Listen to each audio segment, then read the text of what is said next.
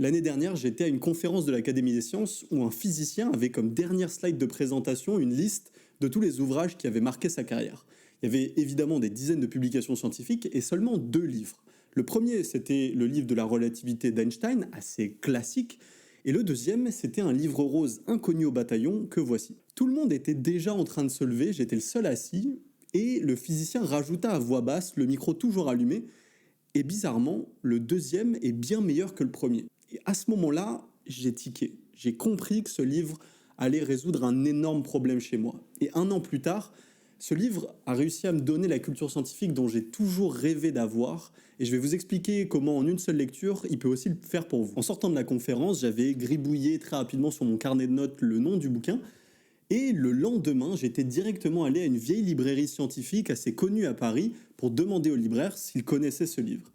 Et le truc, c'est qu'il m'a regardé en rigolant à moitié, en me regardant comme un enfant, et il m'a dit « Ça, monsieur, c'est pas un livre scientifique, c'est même l'exact inverse. » Comment vous dire qu'à ce moment-là, je me suis senti particulièrement humilié parce que j'avais un rapport, comme je pense que beaucoup d'entre vous ont avec la science, qui était assez particulier et assez symptomatique en France. Pour moi, la science, ça a toujours été quelque chose qui a suscité une crainte ou une peur à l'école.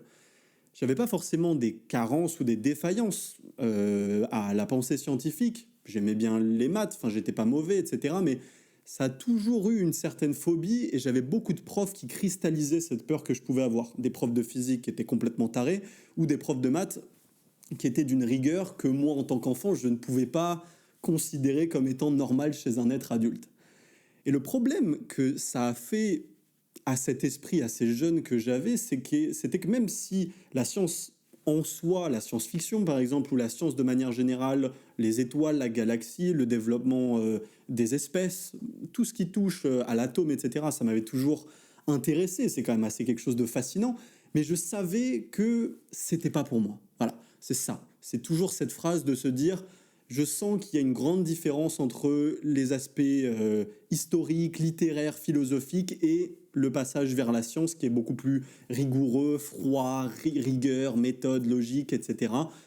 Et le problème avec ça, c'était que j'ai transporté cette espèce de crainte vis-à-vis des sciences très longtemps, jusqu'à aujourd'hui à l'âge adulte, ou même quand j'étais en prépa HEC, bon, on fait des maths, on fait ce genre de trucs, mais c'était beaucoup plus adapté à des sciences humaines.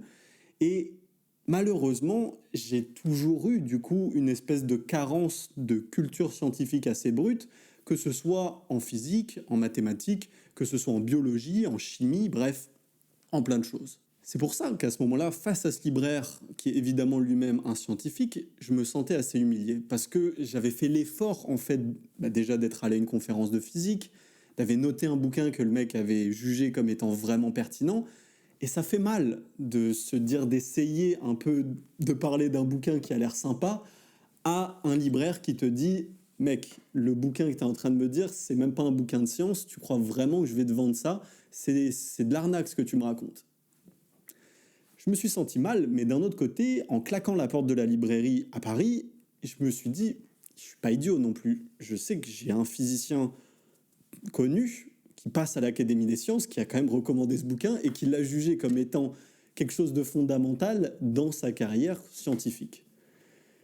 Voilà où j'en suis, des mois passent et, pour être parfaitement honnête, j'oublie complètement le livre. Mais évidemment, entre-temps, je suis quelqu'un de têtu, je m'acharne à vouloir bâtir une culture scientifique digne de ce nom.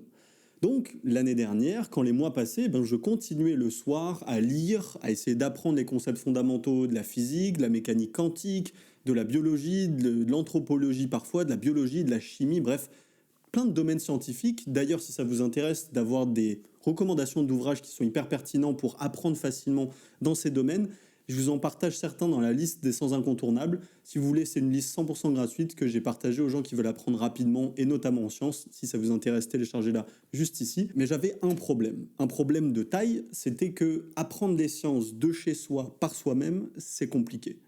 C'est compliqué parce que dès qu'on fait un peu de physique, par exemple, on a besoin de faire des mathématiques, sauf que ça fait longtemps que j'ai pas fait de maths.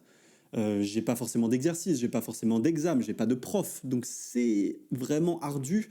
et très très frustrant pour être honnête pour quelqu'un qui sait apprendre par lui-même en philosophie, en histoire, en économie, etc. Mais vous n'allez pas me croire, un soir, en bouquinant un bouquin, je crois, de Stephen Hawking ou d'Hubert Reeves, devinez sur quoi je tombe, sur une note de bas de page.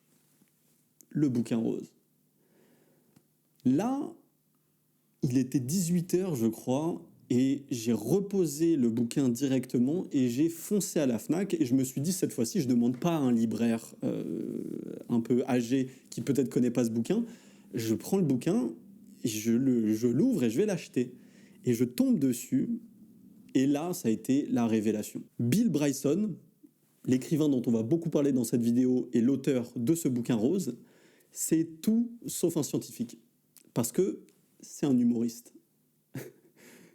Et malgré ça, il a écrit un des ouvrages de vulgarisation scientifique les plus révolutionnaires du XXIe siècle et encore meilleur que ce que Albert Einstein a jamais pu écrire en vulgarisation scientifique. Si vous avez un rapport comme le mien à la science, alors Bill Bryson, c'est la personne faite pour vous. Pourquoi ?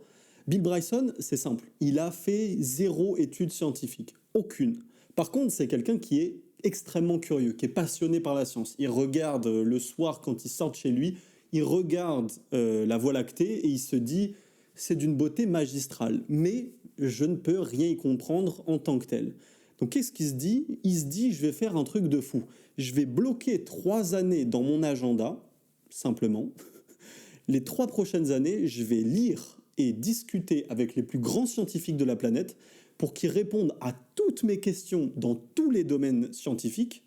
Et toutes ces 3 années, je vais les synthétiser dans un seul bouquin. Et mon objectif, c'est de transmettre tout ce que j'ai appris en 3 ans à temps plein des sciences à chaque lecteur qui lira ce bouquin-là. On comprend la puissance du livre. On comprend que c'est un livre de synthèse qui va pouvoir nous ouvrir et nous apprendre extrêmement rapidement dans beaucoup de différents domaines et en plus de ça, pouvoir avoir une pensée un petit peu holistique et connectée dans tous les domaines scientifiques en même temps, sans se perdre dans des choses ultra complexes.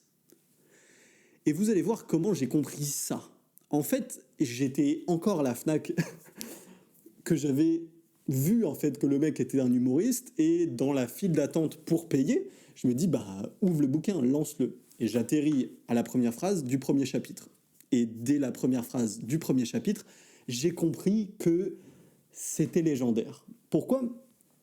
Parce que c'est une masterclass de plaisir. Bill Bryson nous explique comment est-ce que l'on peut créer un univers de chez soi. Et forcément, au début, j'ai tiqué. Je me suis dit, qu'est-ce que c'est que ce truc ? Et il nous dit simplement, je vais essayer de suivre ça et de vous le raconter parce que chez lui, dans le bouquin, ça dure 10 lignes. Il nous dit, partons d'un proton. Il veut vous dire que quand il écrit sur le livre la lettre I, le point du I, la tache d'encre du point en haut du I, contient environ 500 milliards de protons.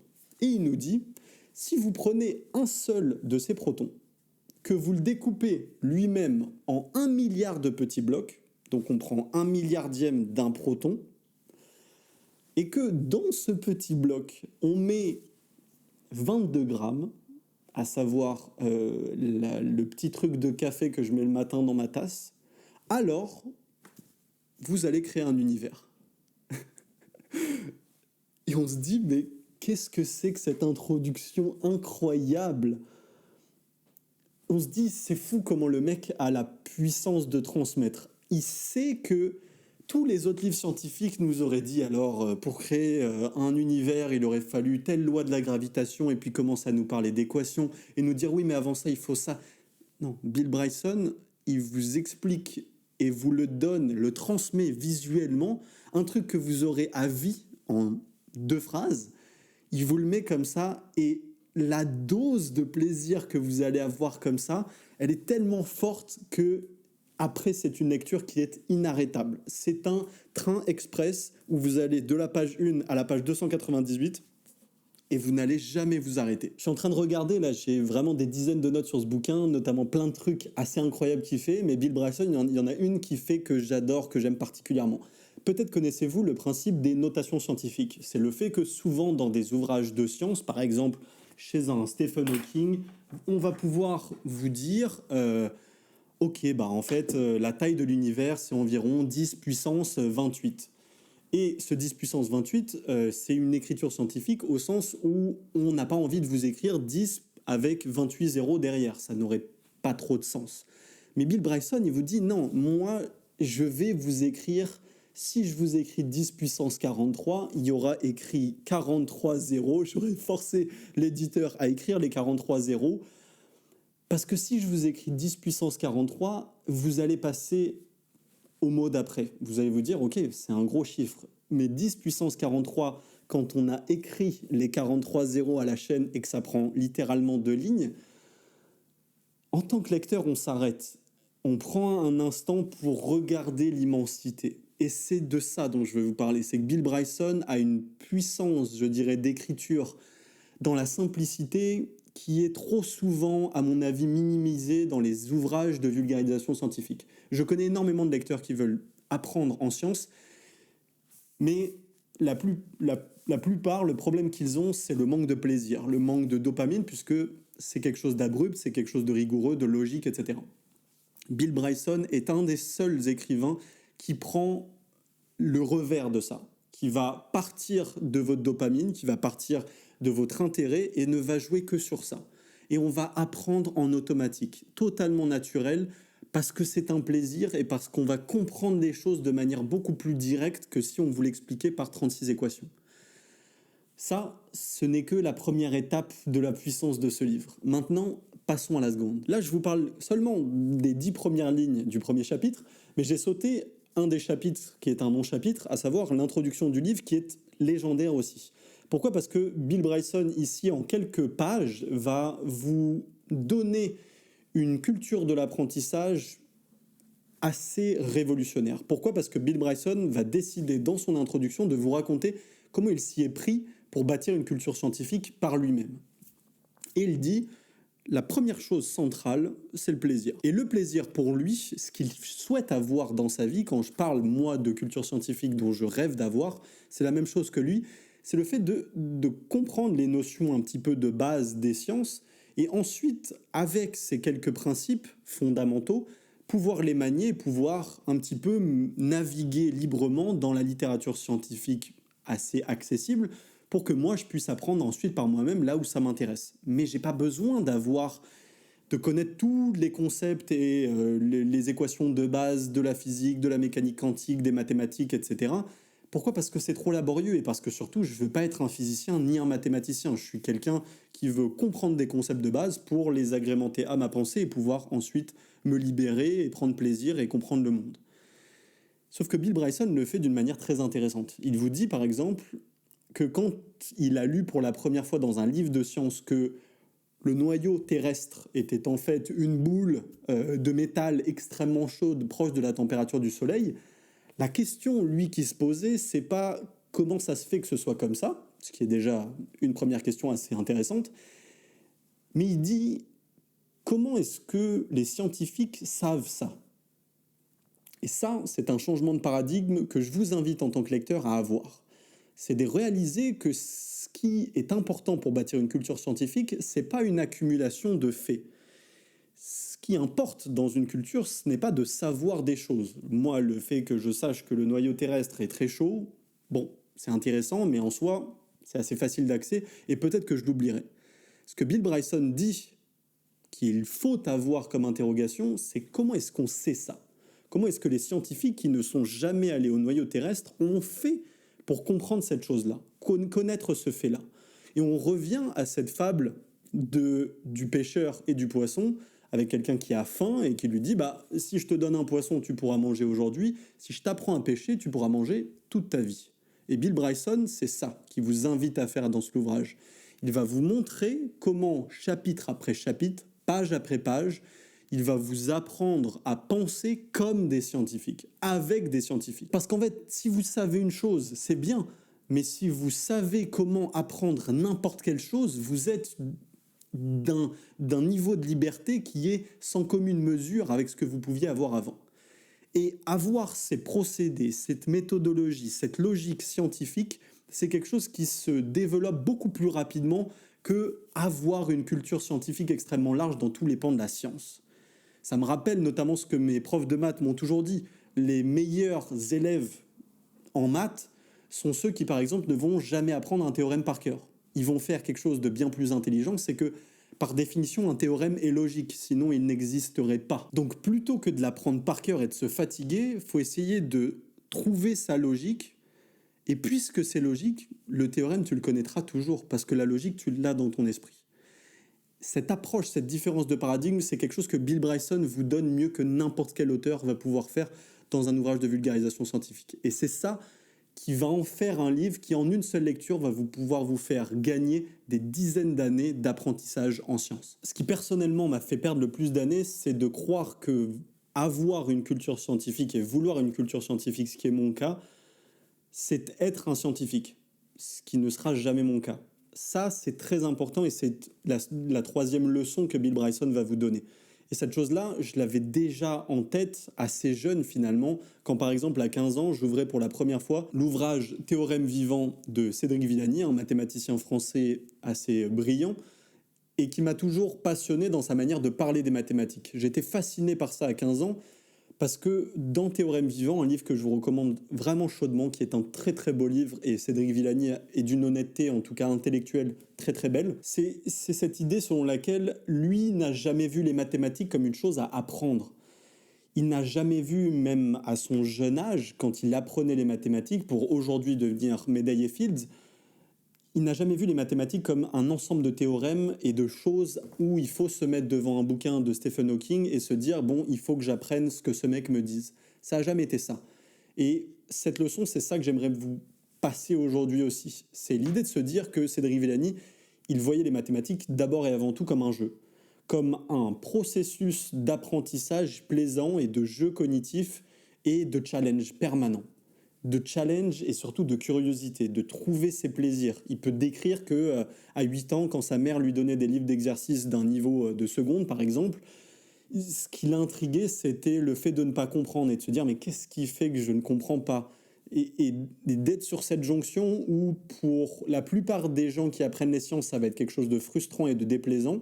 Par exemple, « merde, j'arrive pas à comprendre ça, là je comprends pas cette équation, c'est trop dur, etc. » Versus quelque chose de beaucoup plus enfantin, mais paradoxalement beaucoup plus intelligent, de se dire c'est intéressant, c'est quelque chose que je n'ai pas encore dans mes facultés cognitives.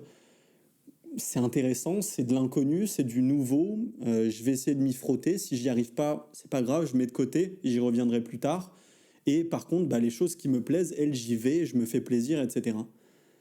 Cette relation avec l'apprentissage, elle a été libératrice. Et Bill Bryson m'a fait 15 ans plus tard, enfin 10 ans plus tard, puisque je l'ai lu à 25 ans, 10 ans plus tard, pardon, ça a été vraiment ce nouveau pic de « ah, il faut être enfantin, il faut être tourné sur le plaisir et se recentrer sur les choses qui sont vraiment importantes et les choses les plus simples. » Et après, naviguer au gré de ma curiosité. Le soir même, j'étais page 30 et dans le bouquin, je me suis arrêté. Je me souviens avoir passé les pages que je venais de lire et je me suis dit, mais c'est pas possible. Comment en 30 pages, on a parlé de biologie, de physique, de mécanique quantique, de biologie, d'astronomie, de cosmologie.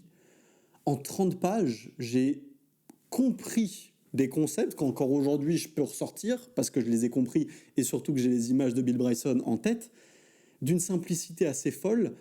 Et ça a été tellement un déclic pour moi que ça m'a ouvert notamment à des ouvrages auxquels je m'étais tout le temps refusé jusqu'ici, des ouvrages de science-fiction comme Le problème à trois corps, comme le cycle fondation d'Isaac Asimov. À aucun moment on sent une fatigue, on sent qu'on est pris cognitivement, on sent qu'on a besoin de prendre énormément de notes. Tout est d'une limpidité assez folle et on avance dans le livre. À chaque fois, on est étonné d'apprendre des nouvelles choses comme on les avait jamais apprises ou comme on les avait jamais vues. Et donc, on les retient d'une manière assez incroyable. Bref, j'ai eu la sensation à ce moment-là de comprendre ce que le scientifique de la conférence de base avait dit.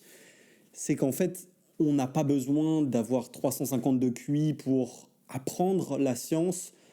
On a encore moins besoin d'être un scientifique. Il y a ce processus très simple de se recentrer vers le plaisir et de la curiosité. Et vous allez avancer dans l'ouvrage de Bill Bryson avec une simplicité assez folle. Et c'est en fait sur cette note, à savoir la dernière leçon dont je voulais vous parler de Bill Bryson, qui est peut-être la plus importante à mes yeux, sur laquelle j'aimerais conclure. Avant cet ouvrage de Bill Bryson, la science m'intimidait. Et je dois dire qu'assez tristement, ça m'a fermé à beaucoup de monde. C'est pas grave en soi, mais pendant très longtemps, je me suis moi-même censuré quant à aller lire des ouvrages de physique, à aller voir des conférences de physique. Celle que j'ai vue l'année dernière, c'était la première de ma vie, alors que j'ai toujours été passionné par la physique de manière générale. Et c'est assez triste parce que j'associais depuis très longtemps, jusqu'à Bill Bryson, la science de manière générale, et dans ça incluait tout ce qui est de l'ordre de la fiction, la science-fiction d'abord, les livres de science-fiction, les films de science-fiction. Ça a toujours été quelque chose où ma logique, je me l'interdisais et je me disais non, tu comprends pas là ce qui est en train de se passer. Quand je regardais Interstellar ou quand je regardais d'autres ouvrages de science-fiction, je me disais là je comprends pas ce qui se passe, donc ouais, ça se voit que c'est pas pour moi. Et donc intérieurement je me rabâchais en permanence que la science n'était pas pour moi de manière générale. Et ce livre-là, le fait que Bill Bryson ait parlé à des dizaines des plus grands scientifiques de la planète, déjà m'a appris une chose de ces scientifiques, c'est que eux, l'incertitude, le fait de ne pas connaître et le fait d'être en perpétuelle confrontation avec le fait de ne pas savoir, c'est leur quotidien. Et moi, je pensais que ces gens, les scientifiques de manière générale, sont des gens qui savent, par définition. Mais d'abord et avant tout, et on revient paradoxalement à Aristote et à Platon, leur beauté, c'est surtout qu'ils savent qu'ils ne savent pas grand-chose. Et surtout, ils savent qu'il y a beaucoup de choses qu'ils ne savent pas du tout. Cette sagesse, c'est quelque chose que ceux qui m'écoutent et qui veulent apprendre en sciences doivent commencer à avoir dans l'esprit. À partir de la lecture de l'ouvrage de Bill Bryson, le fait que Bill Bryson ait été d'une certaine manière mon mentor dans l'apprentissage de la science, c'est quelque chose que je vous recommande chaudement d'avoir. De vous dire que ce n'est pas grave de tout comprendre. Déjà, vous n'allez pas comprendre grand-chose et c'est pas grave. C'est pas grave de ne pas visualiser. Par exemple, je me souviens qu'au 3e chapitre de cet ouvrage de Bill Bryson, on parle de supernova. Et en fait, la description, j'avais du mal, comme j'ai beaucoup de mal assez souvent, à visualiser les choses dans mon esprit. C'est quoi une supernova? Comment ça se passe? À quoi ça ressemble? Et en fait, j'ai pas eu de problème, puisque Bill Bryson lui-même me conseille dans le bouquin d'aller sur mon ordinateur, de taper supernova et de visualiser ça. Et il me dit, si tu comprends pas ce que c'est, comment ça fonctionne, c'est pas grave. C'est juste beau comme chose. Et il faut savoir apprécier la beauté des choses que la science peut offrir. Et je trouve que cette décomplexion, elle est d'une beauté vraiment, vraiment puissante. Pourquoi? Parce que elle est une autorisation à penser, elle est une autorisation à découvrir, elle est une autorisation à imaginer. Et c'est peut-être la qualité la plus distinctive des scientifiques par rapport aux autres êtres vivants. C'est cette liberté et cet esprit aventurier qu'ils peuvent avoir face à des connaissances qui les dominent et qui les domineront toujours.